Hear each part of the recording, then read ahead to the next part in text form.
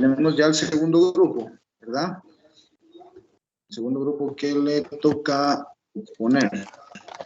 Ponemos el tema número 2. Al final procedimos en ti. Dice, principales hechos históricos de la mecanización agrícola. ¿Ya? ¿Estamos listos? ¿El grupo que le toca? Sí, ingeniero, ya estamos listos. Muy bien, entonces, iniciemos, por favor.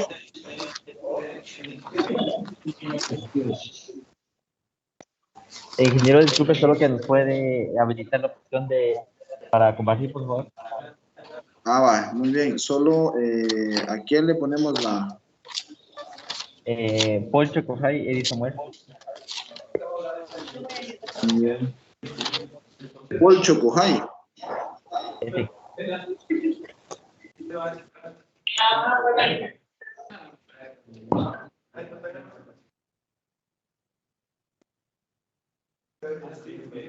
Hay ruido aquí por los trabajos que están haciendo. Paul Chocojay, perdón.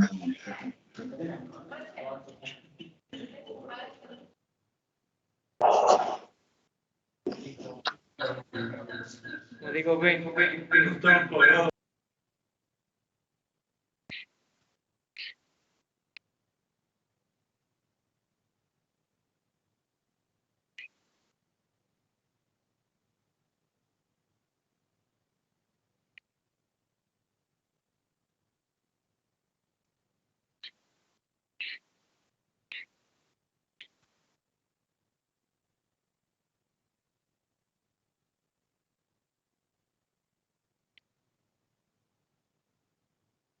Ahí estamos. Paul Chocojay, Eddie.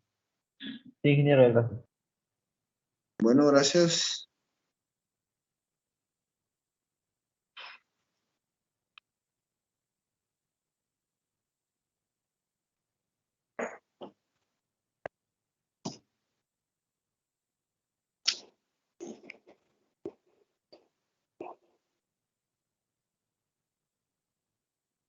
Esta presentación, ¿la hicieron también con Canvas, jóvenes, o la hicieron con Sí. PowerPoint?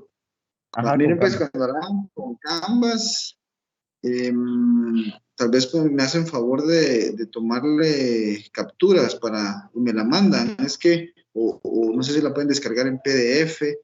Es que no puedo acceder, yo creo que tengo que abrir una cuenta, no lo he hecho, entonces mientras, o sea, por lo pronto, mándenme por favor las capturas de la presentación. Muy bien, ingeniero. Gracias.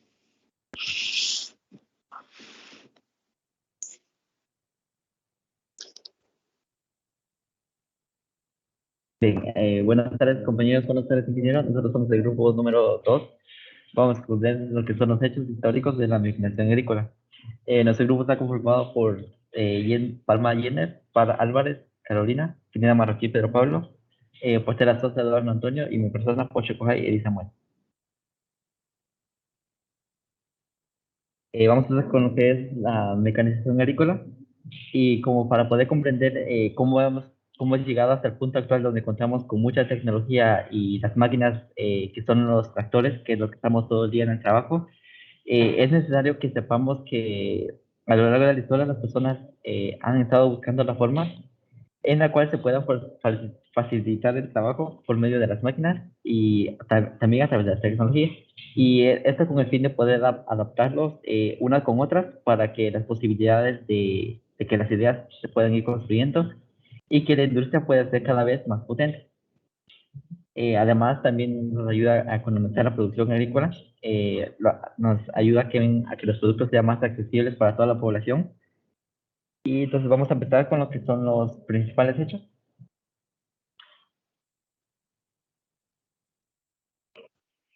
El primer hecho fue en el año 2500 antes de Cristo y fue donde se estima que fue la invención de la rueda y consecuentemente de la carreta.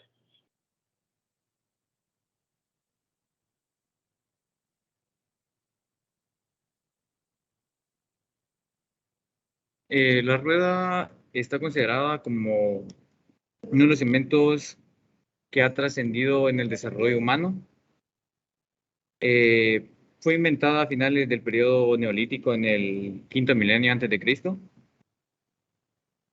Las primeras ruedas de transporte eran de madera y presentaban un orificio en la mitad donde se insertaba un eje para ejercer movimiento dentro de la misma. Un paso muy destacable dentro de la rueda fue la incorporación de radios, que son barreras rígidas que unen la unión regional perimetral de la rueda con su centro.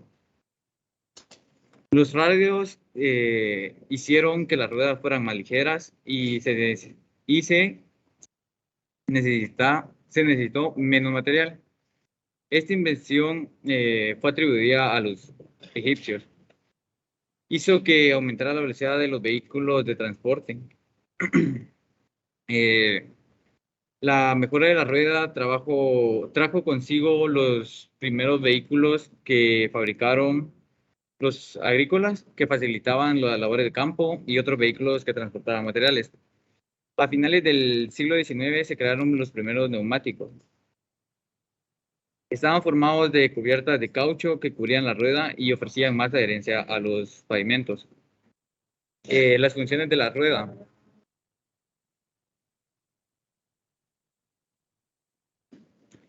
Estas facilitan el desplazamiento de objetos.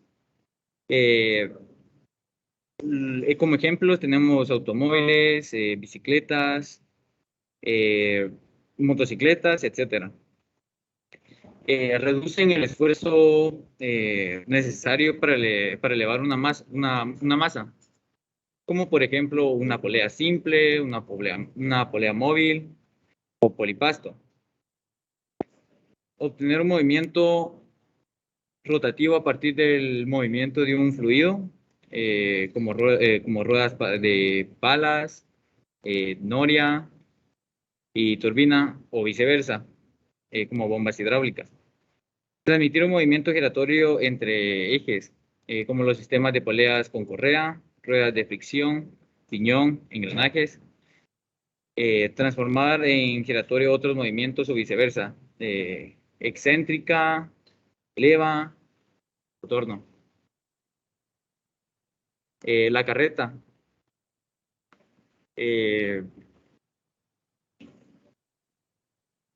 Dice,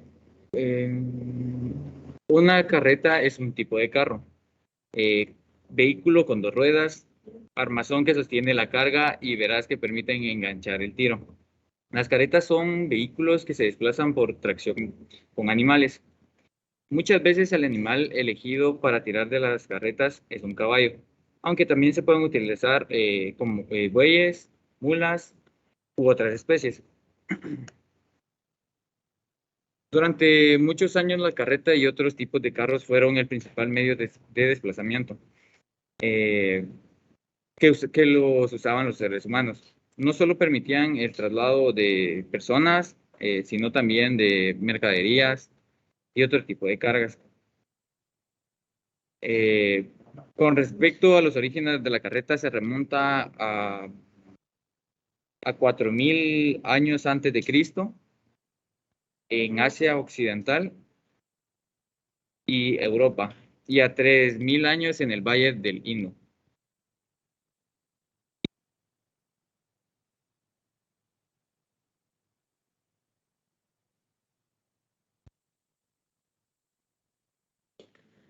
En 1610, la creación del motor de combustión externa en España.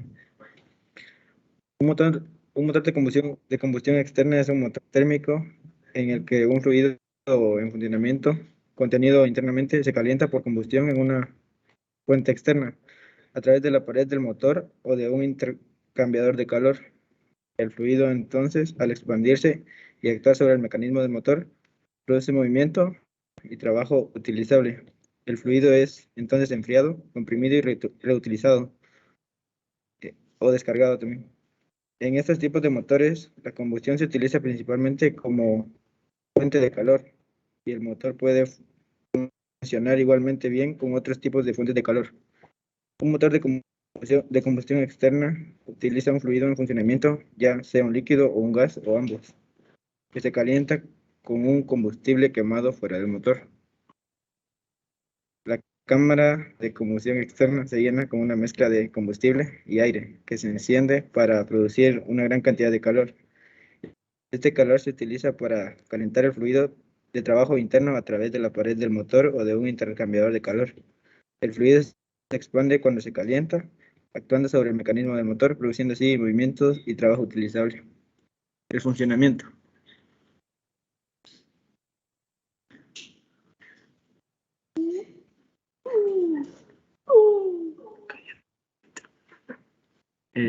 Pasada de diapositiva.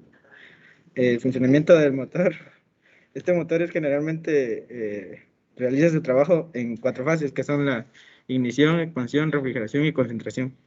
La ignición es el transcurso donde el aire se expande por efecto de la elevada temperatura y dicho proceso aumenta la presión. La expansión, una vez que se eleva la presión, el pistón o embolo se desplaza hacia arriba y este movimiento del pistón acciona a la manivela. La energía que se descarga sobre la rueda hace girar la manivela. La refrigeración. Este fenómeno se realiza cuando el aire se desplaza hacia el área fría de la máquina, reduciendo la presión. Y la contracción. En la última fase el aire se contrae, lo que hace que el pistón se eleve. Las partes.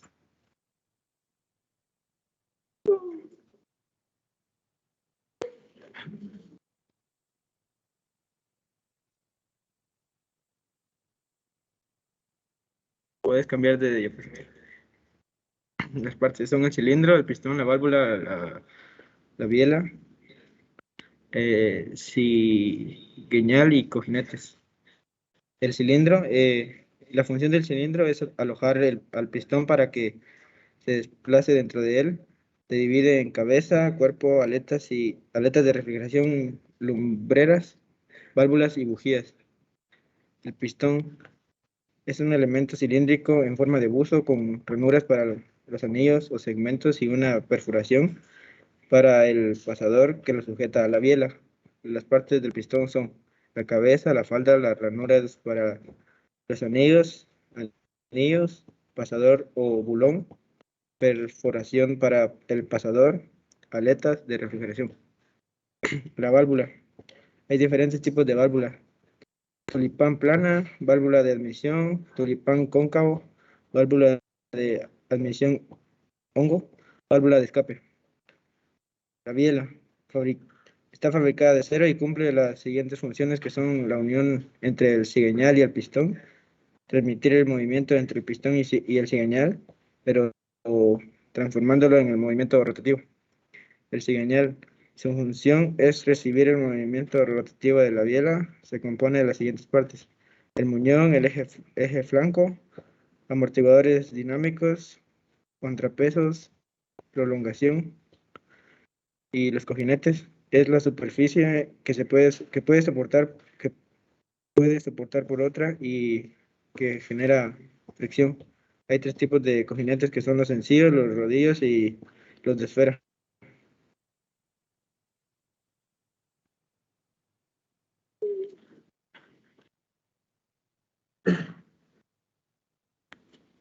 En 1770, James Watt en Inglaterra perfeccionó la máquina de vapor, lo que promovió la primera revolución industrial y el desarrollo de algunos de los países europeos y los Estados Unidos de América.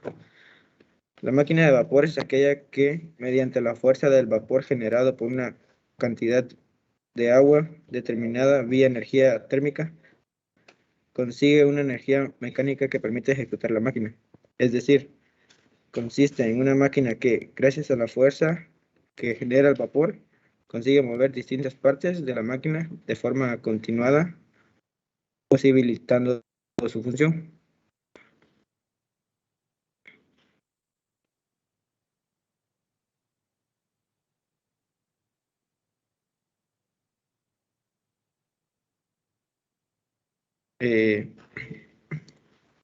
En una caldera se echa el carbón y se prepara el fuego.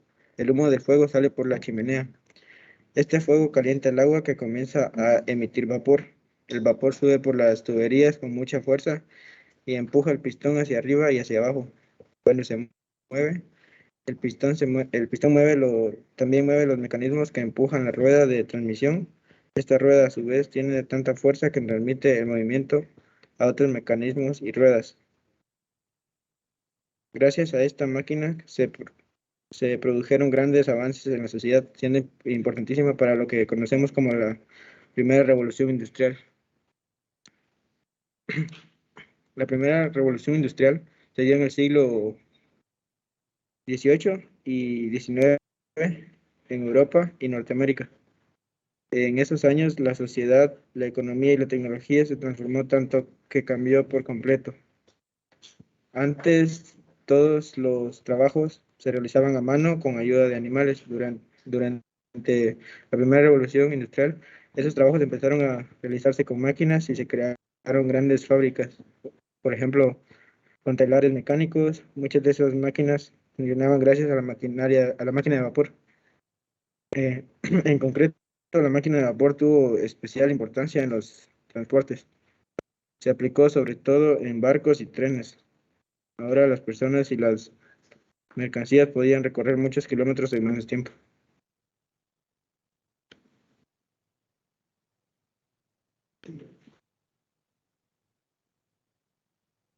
En 1880 se implementó un motor de vapor para trabajar en la agricultura y introdujeron el término de tractor. El motor de combustión interna se entiende como una evolución de la maquinaria de vapor, a diferencia de este último, el cual aprovecha la presión del vapor de agua que se genera por una combustión externa. El trabajo se obtiene por la combustión interna de una de las mezclas de aire y combustible. Su funcionamiento. La combustión es el proceso líquido básico para liberar energía de una mezcla de combustible y aire en un motor de combustión interna. El encendido y la combustión del combustible se producen dentro del propio motor. Luego, este convierte parcialmente la energía liberada en un trabajo. El motor en su forma más básica consiste en un cilindro fijo y un pistón en movimiento. Los gases de combustión en expansión empujan al pistón, que a su vez hace girar la cigüeñal. En la última instancia, a través de un sistema de engranajes en el tren motriz, este movimiento impulsa las ruedas del vehículo o realiza el movimiento de otras máquinas. Hay dos tipos de motores de combustión. Bueno, algunos comentarios.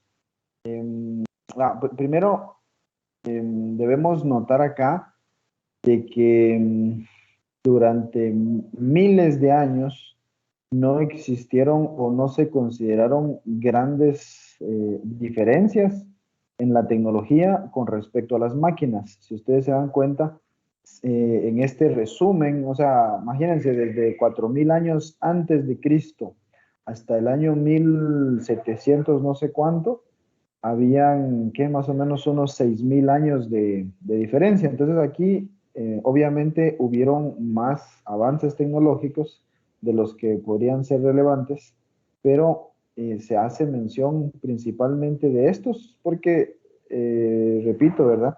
Se consideran los principales. Es decir, imagínense, con la invención de la rueda, casi inmediatamente después se crean las carretas y esa fue la tecnología fundamental con el que se usaron las máquinas. Sí, se usaron molinos, se usaron ruedas Pelton para mover agua, este, para hacer harina, para hacer algunos trabajos, pero la tecnología durante miles de años no tuvo, por así decirlo, grandes cambios, sino hasta que se generó el motor de combustión interna, ¿verdad? Que ya mencionaron los jóvenes. Entonces, es importante que comprendamos que a pesar de que no se hace mención de otras tecnologías,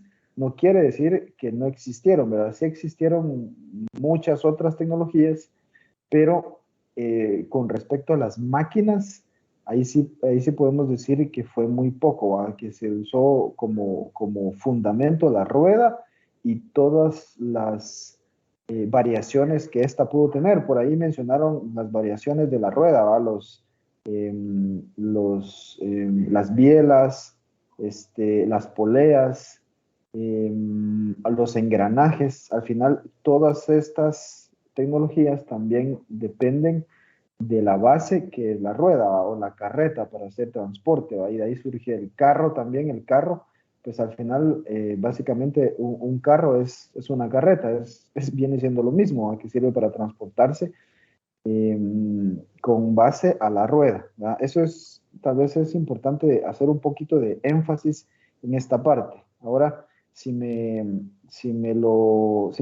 permiten los jóvenes, podemos regresar, por favor, algunas diapositivas ahí para que podamos analizar un poco más a detalle el funcionamiento del motor de combustión externa. Regresen, por favor, las diapositivas.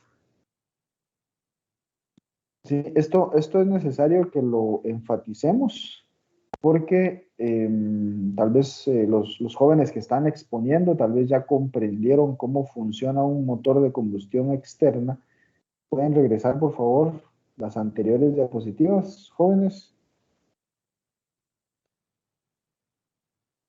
Donde en la imagen, más, por favor. En la imagen en donde está, por ahí mostraron también otro motor de combustión. Un motor de combustión externa, pero anteriormente habían mostrado uno. Ahí, por favor, ahí. Esa imagen creo que representa bastante bien al motor de combustión externa. Es decir, aquí se puede comprender de una manera bastante fácil. Primero vemos la caldera, ahí abajo donde está el fuego, donde dice calor, combustible. A eso es a lo que se le llamaba la caldera en el motor de combustión externa. Si se dan cuenta, la caldera está separada de otra. Bueno, tiene dos separaciones. La caldera tiene la parte de abajo donde se ingresa el combustible y la parte de arriba donde se agrega agua. Ahí básicamente hay agua. El agua hierve y se convierte en vapor, ¿sí? Ese vapor genera presión, ¿sí? O sea, aumenta la presión. O sea, vamos recapitulando, va de nuevo. En la caldera, en la parte de abajo, se ingresan combustible. Ese combustible puede ser carbón, puede ser madera, puede ser hojas, puede ser papel, ramas. Incluso en la actualidad se usan otros combustibles más complejos, pero básicamente en aquella época se usaban esos combustibles, ¿verdad? Luego ese combustible ardía y, repito, hacía hervir el agua que está en el depósito superior que se ve ahí de la caldera, ¿ah? Esa agua se convierte en vapor. Recordemos, por ejemplo, cómo funciona una olla de presión, ¿verdad? Una olla de presión es exactamente esto. Ustedes ponen los frijoles, ¿verdad? Mezclado con el agua, y el agua empieza a generar vapor. Eso genera presión, aumenta la presión dentro de la olla de vapor. Entonces aquí también se genera una alta presión. Esa alta presión, como ustedes pueden darse cuenta, genera este vapor hace que el pistón, miren, ahí arriba, en la parte de arriba hay un pistón. Ese pistón se mueve de un lado hacia el otro, digamos de izquierda a derecha, ¿verdad? La rueda, imagínense que la rueda está girando, ahí hay una biela, la rueda está anclada a una biela y conforme el pistón, vean el pistón se mueve de derecha a izquierda. Se supone acá de que en el primer movimiento el pistón está pegado al cilindro. Ustedes ven ahí donde dice cilindro, ¿sí? Entonces ese pistón se desplaza de izquierda a derecha. Cuando el vapor genera la suficiente presión para mover el pistón, entonces el pistón se desplaza moviendo la rueda que vemos ya del lado izquierdo superior, ¿verdad? Mueve la rueda. Luego, cuando por la misma inercia, la inercia hace que la rueda siga girando y el pistón vuelva a la posición inicial. Entonces, cuando vuelve el pistón a su posición inicial, otra vez el vapor genera alta presión, vuelve a mover el pistón y si nos damos cuenta, arriba de la flecha hay una flecha roja que apunta a la izquierda, arriba hay una válvula. ¿Qué pasa ahí? Hay un escape de los gases a alta temperatura. O sea, cuando ya se pierde esa presión, eso mismo permite que el pistón vuelva a regresar, se tapa la válvula, se vuelve a generar una alta presión, esa presión vuelve a mover el pistón, ¿sí? Y eso, digámoslo así, genera un movimiento constante, va a generar un movimiento constante. Entonces, si se dan cuenta, o sea, acá podríamos decir el motor, lo podríamos considerar como el pistón, el cilindro, la válvula que está ahí arriba, podríamos considerarla como el motor, ¿sí? Y la combustión externa, si se dan cuenta, la combustión, o sea, donde se quema el combustible, está afuera de ese cilindro, está afuera del motor. Entonces, por eso se le llama un motor de combustión externa. No sé si queda claro ahí el funcionamiento de este tipo de motor, o tienen alguna duda.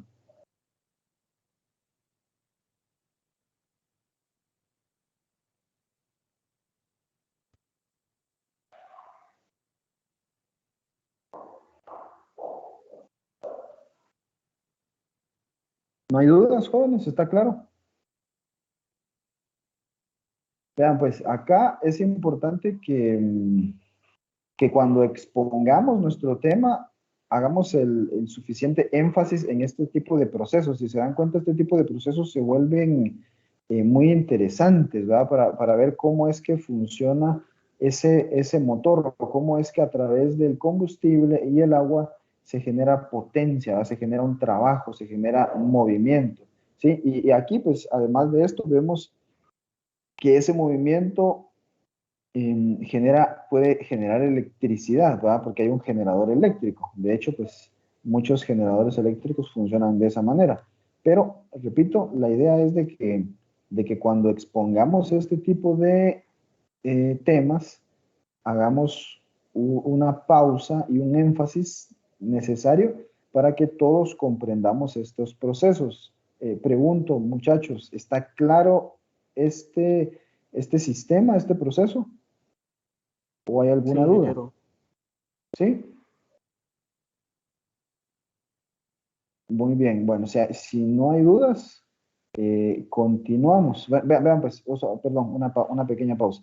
Entonces, ese es el motor de combustión externa. Y ya dijeron los jóvenes que ese tipo de motores, pues, cambió, o sea, revolucionó la industria, ¿verdad? O sea, las sociedades, o sea, más o menos Europa y Norteamérica, las sociedades que tuvieron al alcance esta nueva tecnología en su momento, pudieron tener un gran desarrollo y poder aumentar su productividad, ¿verdad? Ellos pudieron aumentar su productividad, su producción de energía, su producción de harinas, de alimento, de herramientas, y todo eso se lo vendieron a los otros países y eso generó mucha riqueza, y eso es a lo que se le llamó la primera revolución industrial, ¿verdad? Que fue debido a este tipo de motor. Entonces, este tipo de motor, como ustedes saben, se usó en locomotoras, se usó en trenes, se usó en molinos, incluso se inventaron tractores que funcionaban con este tipo de motor. Entonces, en toda la industria se usaron este tipo de motores para aumentar la producción, ¿verdad? Y repito, eso fue, bueno, ya lo dijeron los jóvenes también, eso fue lo que promovió la primera revolución industrial, ¿sí? Entonces ya después de eso, pues se generó ya el motor de combustión interna, que es ahí donde estaban exponiendo los jóvenes, ¿verdad? Ya de ahí se modificó este motor, eh, que de hecho todavía en medio entre el motor de combustión externa y el motor de combustión interna, también se desarrolló el motor eléctrico, ¿sí? Pero tal vez ahí pues no vamos a hacer tanto énfasis. Entonces continuemos ya con la presentación, continuemos ahí con los jóvenes ahí que están exponiendo la parte del motor de combustión interna, y si hay dudas, pues no duden ahí en plantearlas. Continuamos, por favor, jóvenes. Gracias.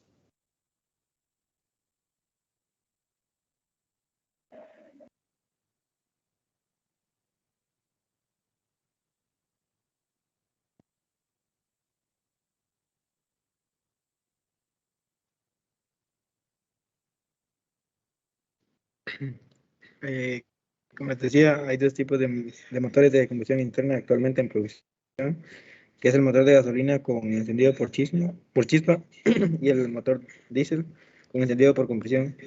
La mayoría de estos son motores que son de 4 tiempos, lo que significa que se requiere 4 carreras de pistón para completar un ciclo. El ciclo incluye 4 procesos distintos que son la admisión, la compresión, la combustión y el escape. La gasolina de encendido por chispa, y los motores diésel de encendido por compresión difieren en cómo suministran y encienden el combustible. En un motor de encendido por chispa, el combustible se mezcla con el aire y luego se incorpora al cilindro. Durante el proceso de admisión, después de que el pistón comprime la mezcla del combustible y el aire, la chispa lo enciende y provoca la combustión. La expansión de los gases de combustión empuja el pistón durante la carrera de potencia. Por otro lado, en un motor diésel, solo se introduce aire en el motor y luego se comprime. Los motores diésel luego rocían el combustible en el aire comprimido caliente a una velocidad adecuada y medida, lo que hace que se encienda. Esta diferencia es la razón principal por la que el diésel provee mayor torque que la gasolina y tiene usos más rudos.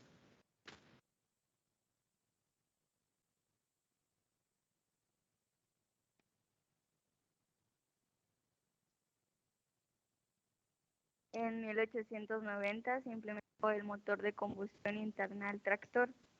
Al mismo tiempo, Rudolf Diesel desarrolló el motor diésel, el cual era térmico y poseía combustión interna alternativa, que se producía por el autoencendido del combustible. Este sistema basa su funcionamiento en aumentar la presión del aire hasta alcanzar temperaturas arriba de los 500 grados Celsius. Genera una combustión a través del gas que se pulveriza e impulsa el pistón con fuerza hacia abajo. Este principio se origina en los motores de compresión a gas, construidos a mediados y finales del siglo XIX, que utilizaban combustibles como queroseno o aceite de lámparas.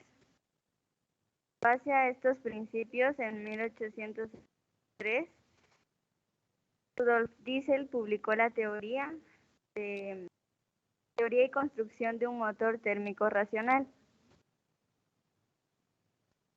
En 1897, Mann construyó el primer motor diésel, que era una versión mejorada del construido por Rudolf. Modificó y simplificó la pulverización del combustible. Posteriormente, a comienzos de 1920, Robert Bosch perfeccionó el sistema de pulverización dentro de la cama de combustión mediante la implementación de la bomba inyectora. Los motores diésel fueron de rápido desarrollo y debido a esto, actualmente tienen un rendimiento térmico orden del 30%. Por esto, Daimler-Benz produjo el primer camión con motor diésel del mundo en 1923, seguido por MAN, que fue el primer fabricante en ofrecer al mercado el primer camión con motor diésel de inyección directa en el año 1924. En 1920 también se introdujo la toma de potencia, que es un eje de rotación. Perdón, solo quisiera aprovechar también acá un par de cositas con el motor de combustión interna. Vean, pues, en el motor de combustión interna vamos a tener una unidad, vamos a tener varios periodos dedicados al motor de combustión interna. Entonces ahí no lo vamos a explicar. Vamos, digamos, yo hice ahorita el detalle del motor de combustión externa, porque pues no vamos a tener otro espacio para eso. En cambio, el motor de combustión interna, pues sí lo vamos a ver a detalle más adelante. Punto número uno. Y punto número dos, solo quisiera que me hicieran favor de regresar donde tienen los cuatro tiempos del motor de combustión interna. O sea, motor de combustión interna, existe el motor diésel, el gasolina, el de dos tiempos, y existen otros por ahí. Eso, ahí esa imagen que está ahí. Si se dan cuenta, esos son los cuatro tiempos del motor de combustión interna. Siempre van a tener esos cuatro tiempos. Entonces acá, sencillamente, lo que tenemos que identificar que en el tercer tiempo, ahí donde dice potencia, es en el tiempo en el que sucede la combustión. Y si se dan cuenta, ahí aparece en color amarillo, porque la combustión sucede adentro del cilindro, ¿sí? Ahí mismo donde está el color amarillo, ahí prácticamente hubo una explosión o una combustión. Por eso se le llama motor de combustión interna, porque la combustión sucede dentro del cilindro, ¿sí? Esos dos puntos quería aprovechar ahorita para enfatizar. Gracias ahí por el tiempo. Continuamos con la presentación.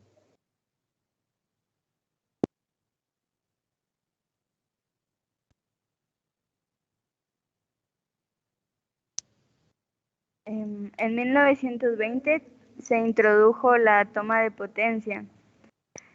Esta es un eje de rotación que transmite energía para el accionamiento de las máquinas que se acoplan al tractor.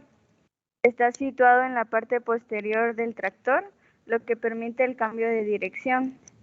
También posee un eje telescópico denominado eje cardánico. La velocidad de rotación de la toma de fuerza depende del régimen del giro del motor. Esto quiere decir que si cuando se enciende el tractor, el motor tiene una mayor velocidad a su salida, va a tener una mayor velocidad en la toma de fuerza. Lo mismo que si cuando se enciende el motor tiene una velocidad menor, tendrá una menor velocidad en la toma de fuerza. Al principio la velocidad estaba normalizada a unas 540 revoluciones por minuto, pero con la aparición de los tractores de gran potencia se aumentó la velocidad estandarizada o normalizada a unos 1000. En tres tipos de toma de fuerza. Está la toma de fuerza del cambio de velocidades, la toma de fuerza del motor independiente y la toma de fuerza sincronizada acoplada al eje secundario. En 1940 se implementaron las ruedas neumáticas y hubo una enorme difusión de la mecanización agrícola, pero esta fue principalmente en países desarrollados. El siglo XX fue de vital importancia en la historia del neumático, ya que se desarrolló la estructura de capas radiales que llegó para sustituir a la estructura de capas diagonales. Es decir, que los materiales se colocaban en capas unas sobre otras en línea recta, lo que permitía una mayor estabilidad y resistencia a la cubierta. Hoy en día forma parte del método de producción habitual, pero algo muy interesante es que a pesar de que este método se inventó en 1916, se puso en marcha hasta los años 40.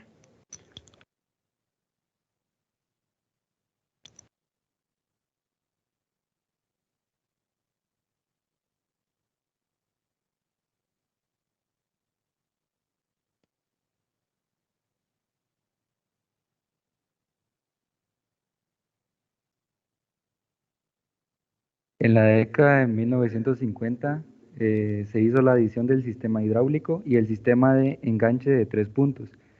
Para el funcionamiento del sistema hidráulico se utiliza un fluido bajo presión para accionar maquinaria o mover componentes mecánicos.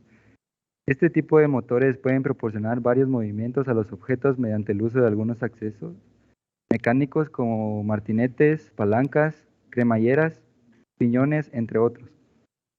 Este tipo de sistemas cerrados basados en fluidos que utilizan líquidos incomprensibles presurizados como medios de transmisión se denominan sistemas hidráulicos. El sistema hidráulico funciona según el principio de la ley de Pascal, que dice que la presión en un fluido encerrado es uniforme en todas las direcciones. Los elementos de un sistema hidráulico. Los principales elementos que componen un sistema hidráulico son el depósito, la bomba, las válvulas, los actuadores, los cilindros hidráulicos y los motores hidráulicos. Para empezar a hablar del depósito, pues el propósito de este es retener un volumen de fluido, transferir calor del sistema, permitir que los contaminantes sólidos se aíslen y facilitar la liberación de aire y humedad del fluido. El funcionamiento de la bomba, esta transmite energía mecánica a energía hidráulica. Esto se hace por el movimiento del fluido que es el medio de transmisión. La energía mecánica se convierte en energía hidráulica mediante el caudal y la presión de una bomba hidráulica. Las bombas hidráulicas funcionan creando un vacío en la entrada de la bomba, forzando el líquido de un depósito a una línea de entrada y a la bomba. Hay dos tipos de bombas que destacan y son las que más se utilizan. Está la bomba centrífuga y las bombas de pistón. Las válvulas hidráulicas se utilizan en un sistema para arrancar, también detener y dirigir el flujo de fluido. Las válvulas hidráulicas están compuestas de paletas o carretes y pueden ser accionadas por medios neumáticos, hidráulicos, eléctricos, manuales o mecánicos. Los actuadores hidráulicos son el resultado final de la ley de Pascal. Aquí es donde la energía hidráulica se convierte de nuevo en energía mecánica. Esto puede hacerse mediante el uso de un cilindro, que convierte la energía hidráulica en movimiento y trabajo lineal. Los cilindros hidráulicos, esto es un mecanismo que convierte la energía almacenada en el fluido hidráulico. Esto también lo convierte en una fuerza que es utilizada para mover el cilindro en una dirección lineal. También tiene muchas aplicaciones y puede ser simple o de doble efecto, perdón. Los motores hidráulicos, el uso de estos es bastante adaptable. Junto con los cilindros y las bombas hidráulicas, los motores hidráulicos pueden unirse en un sistema de accionamiento hidráulico.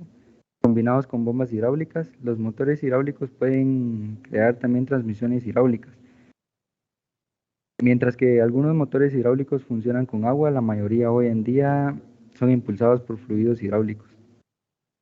El sistema de enganche de 3 puntos es un sistema de enganche para conectar un arado o cualquier otra máquina agrícola a un tractor agrícola.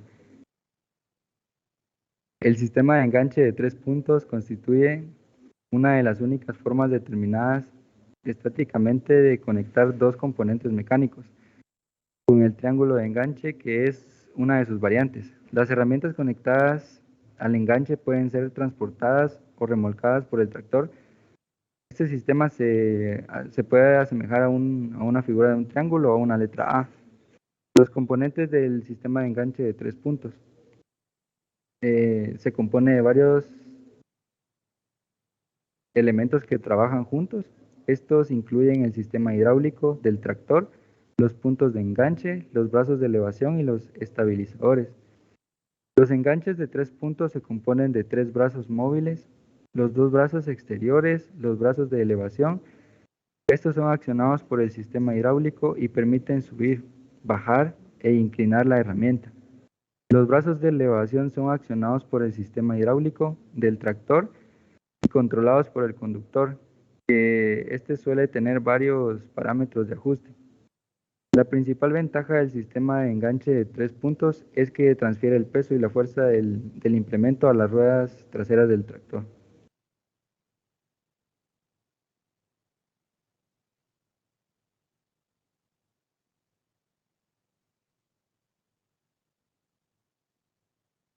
En la década de 1970 se desarrolló el sistema de doble tracción. El sistema de doble tracción es también conocido como tracción de 4 ruedas o tracción total. Es un sistema en el cual nos permite transformar la energía del motor y a través de esta conducirla a las ruedas delanteras y traseras del vehículo. De este modo favorecemos el desempeño del auto en terrenos difíciles o superficies sin pavimento. ¿Cómo funciona? Este sistema de doble tracción mejora la estabilidad y así brinda al conductor un mayor dominio en el viaje de curvas. De este modo garantizamos que la seguridad se realice menos maniobras, asimismo con el volante del vehículo. Sin embargo, para conocer el funcionamiento de la transmisión de los autos con doble tracción, debes saber que se categorizan de la siguiente forma, las cuales pueden ser permanente, conectable o manual. El permanente, tal como su nombre lo indica, este mantiene una tracción a las 4 ruedas. Constantemente cuenta con un diferencial central. Este se encarga de repartir la potencia del motor y transmitir más presión a uno de los ejes, cuando otro pierde adherencia. Asimismo, este amortigua el giro de las ruedas cuando el vehículo toma una curva para evitar que el neumático interior arrastre. Mientras que el conectable manual, este sistema no posee un diferencial como el permanente, sino que se tiene una tracción permanente en uno de los ejes. Dependiendo del fabricante, este puede ser delantero o trasero, mientras que el otro se conecta al motor una vez esta acción del mecanismo. Sin embargo, este se puede activar mediante un dispositivo electrónico, el cual automáticamente detecta las condiciones de la vía. A diferencia de las versiones traseras o delanteras, los vehículos con doble tracción o tracción ligera tienen la capacidad de mantener la potencia de 3 ruedas en caso de que una falle. Tenemos los componentes, los cuales son los ejes delanteros, diferencial delantero, eje de tracción delantera, el diferencial del centro, caja de transferencia, el eje de transmisión trasera, diferencial trasero y eje trasero. Una de las características es que el mejor momento para activar el sistema 4WD, que es el sistema de doble tracción, es cuando la tracción de la superficie es baja o se encuentra limitada. También podemos destacar que este es un mecanismo seguro en el cual el vehículo tendrá una mayor estabilidad debido a que las ruedas traseras pueden realizar una mejor acción de empujar mientras las delanteras jalan. Y también podemos describir que las condiciones ideales para este tipo de tracción se encuentran los caminos con lodos, caminos húmedos, caminos cubiertos de arena, caminos con nieve, cubiertos de hielo, caminos de grava, algunas superficies resbaladizas de baja tracción, superficies en donde las ruedas no tienen contacto completo con el suelo, debido a que se trata de una zona rocosa con montaños.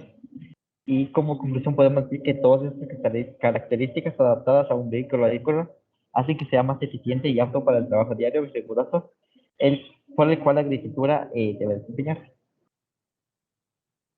También tenemos que en la década de 1990 se produjo la introducción de la asistencia electrónica por medio de las computadoras de las máquinas. A través de este sistema se produjo lo que se llama control, el cual tiene como objetivo mantener al tractor en un rango óptimo de funcionamiento. Los primeros dispositivos de regulación eran de origen mecánico, neumático y también hidráulico. Y de esta manera obtenemos lo que es el piloto automático mecánico. Bien, este sistema tiene como objetivo mantener el sector en un rango óptimo de funcionamiento. Los electrónicos se diferencian de los anteriores, ya que unos captadores o sensores que cuantifican la magnitud y regulan.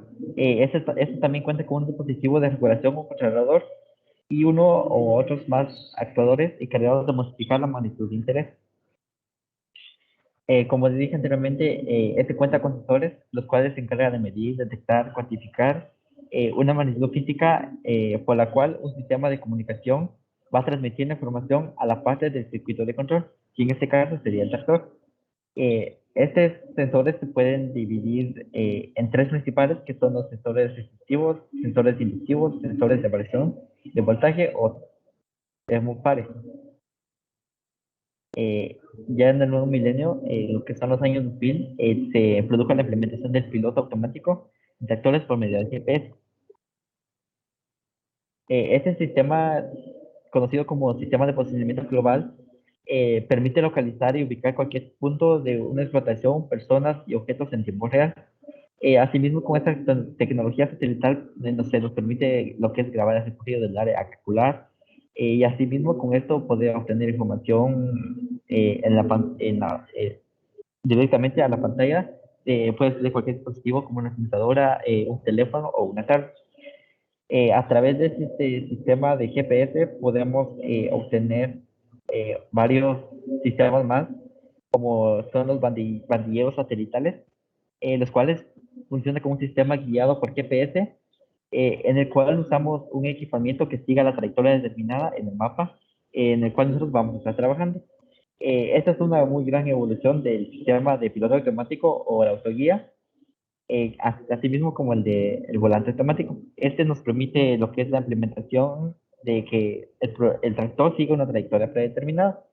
Y entre estos tenemos, eh, en el campo agrícola podemos utilizarlo para lo que es la pulverización, la apertura de surcos, la aplicación de fertilizantes, alguna plantación de algún cultivo, eh, marcación de líneas en áreas extensas, podemos preparar suelos y también nos podemos beneficiar con bandilleros satelitales.